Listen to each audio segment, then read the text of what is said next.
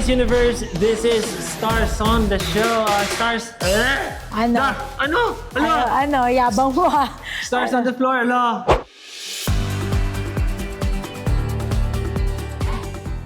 Hello, Dance Universe. This is Stars on the Floor Dance Break. Eh, Hey. Yeah. ang saya no. Tatawa ka na lang, Parang no? nahihilo pa rin ako ganyan. Bakit ka ba nahihilo? Ang daming ikot. Ang daming Ang ikot. daming ginagawa. Grabe, parang mas gusto ko na lang magkasambahay dahil parang mas yung core doon. Ito lahat ng core eh. Yung kahit di mo kaya, kailangan kaya mo eh.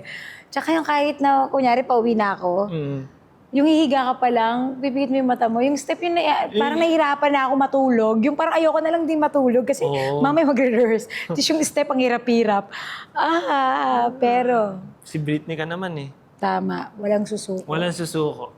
Eh kung ito nga, di ba, may sakit pa yan. May nanggaling sa sakit.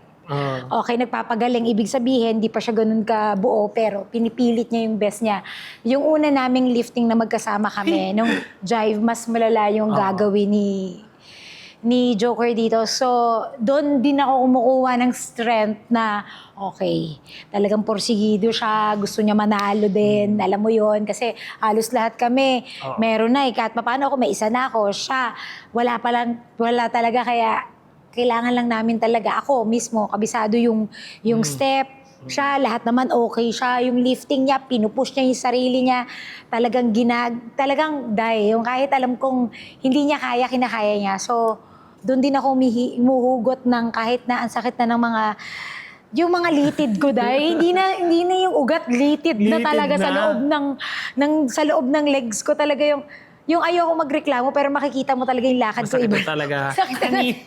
Kanina tinanong niya ako, okay ka lang ba talaga? Sabi ko, okay ako. Kasi alam kong porsigido rin siya sa ginagawa niya kahit busy rin siya, lahat naman tayo busy. Pero talagang kinakaya ba lahat? Kaya gagawin natin ang lahat. Papakita natin na kaya mo, kaya ko, at kaya nating dalawa.